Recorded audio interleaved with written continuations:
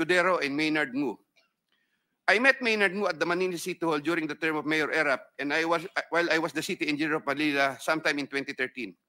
Maynard Ngu is a familiar figure in the social political circles, as he would be handling substantial donations to politicians during election season, including the distribution of mobile phones.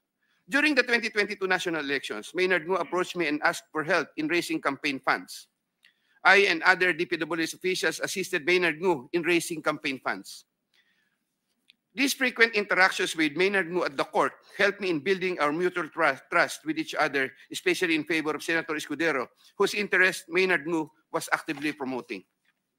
Maynard Ngu was appointed special envoy to China for trade, investments, and tourism in 2023. When Senator Chis Escudero became Senate President in 2024, Maynard Ngu approached me and asked for a list of projects for Senator Chis Escudero.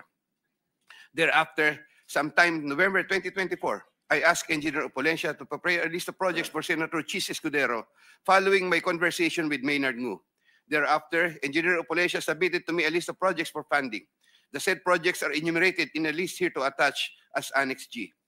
For the projects located in Valenzuela, Engineer Opulencia, through District Engineer Ruel Umali, collected the money for the commitment for Senator Chis Escudero. He delivered the commitment at Diamond Hotel. We saw each other at the Diamond Hotel, and Engineer Opulencia told me, nasa inyo na po, boss. When I asked my driver to confirm, the driver told me, nasa akin na po, okay na po. For the projects located in Marinduque, Engineer Opulencia, through Regional Director Ryan Altea, collected the commitment for Senator Chis Escudero. He delivered to me the commitment at Diamond Hotel.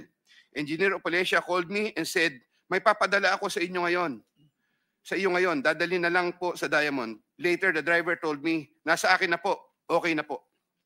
Following a deeper recollection of the facts and checking with public records, I can now confirm that in addition to the Valenzuela and Marinduque projects, Engineer Opulencia also provided the list of projects for Oriental Mindoro and Quezon City. The complete list of projects for Senator Chis Escudero is worth 1.4 billion with 20% commitment. The said projects are enumerated in a list here to attach as Annex H.